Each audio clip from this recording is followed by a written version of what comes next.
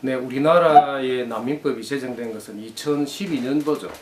2013년도 7월 1일자로 시행이 되었습니다. 이는 난민 인정 절차와 난민에 대한 처우를 구체적으로 규정했다는 데 대해서 큰 의의를 찾을 수가 있습니다. 그 이전까지는 난민 문제에 대한 업무는 출입국 관리법에 의해서 쭉 규정이 되어 왔는데요. 난민을 인정하고 보호하는 데 있어서 인간 보호라는 관점보다는 국가 안보의 관점이 더 지배적이었던 것이 사실입니다. 그렇다 보니 외국인을 이분법으로 구분하게 되었습니다. 합법적인 사람과 불법적인 사람으로 두 가지를 나누다 보니까 난민의 특수한 행편을 제대로 식별하지 못했던 점이 사실입니다. 그리고 시민단체와 NGO를 중심으로 이런 문제점들이 지적이 되면서 난민법을 독립적으로 제정하여 다룰 필요성이 제기되었습니다. 이러한 것은 국제사회의 요구에 대한 동참과 그리고 국내적으로는 개인의 인권 문제를 다루는데 한 단계 업그레이드 시키는 계기가 되지 않았나 싶습니다. 한국은 1992년도에 난민 협약 및 난민 의정서에 가입한 이후로 2001년에 와서야 처음으로 난민 한 명을 인정하게 되었습니다.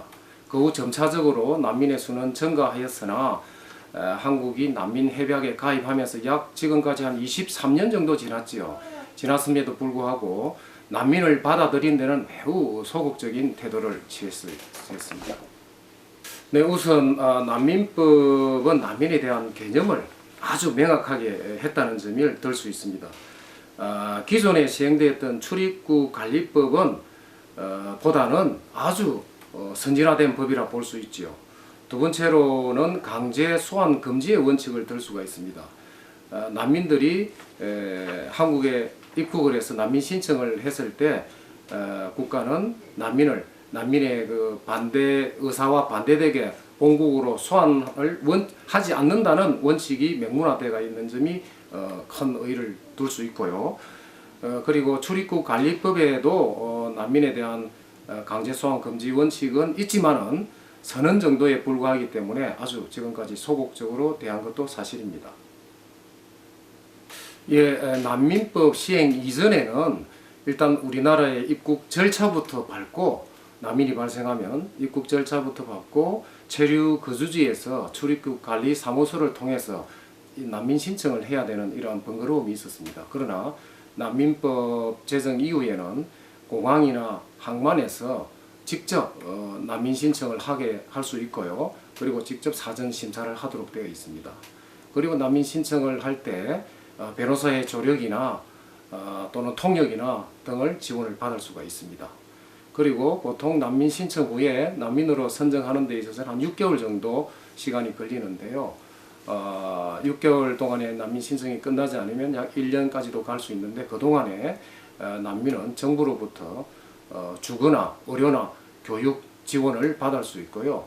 그리고 난민으로 인정된 자에 한해서는 이거와 별도로 내국인과 동등한 신분으로 사회보장제도와 그리고 기초생활수급 또는 교육 그리고 사회 적응 훈련을 받는 기회를 가지게 됩니다.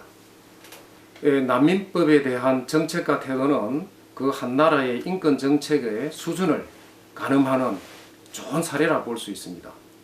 난민 협약은 국가의 이해관계와는 전혀 상관없이 박해 위험을 피하여 보호를 요청하는 난민을 그대로 수용하고 보호하도록 하는 것이 핵심입니다. 우리나라의 낮은 난민 인정률은 무엇보다도 난민 문제에 대한 사회적 합의 부재가 큰 원인으로 볼 수 있습니다. 우리나라는 지난 23년 동안 국제화에 대한 인식은 굉장히 높아졌지만은 국제사회의 공동 문제에 대한 국민의 인식과 접근은 매우 뒤떨어졌다고 볼 수 있습니다. 난민에 대한 문은 항상 열어두어야 합니다.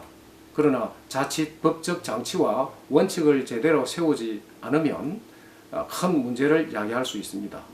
일례로 최근 파리 테러 사건이 있었고요. 이것을 볼 때 정부는 이와 같은 변수들을 충분히 감안하여 난민 수용 문제에 대하여 해결책을 찾고 난민 관리도 철저히 해야 할 필요성이 있다고 생각합니다.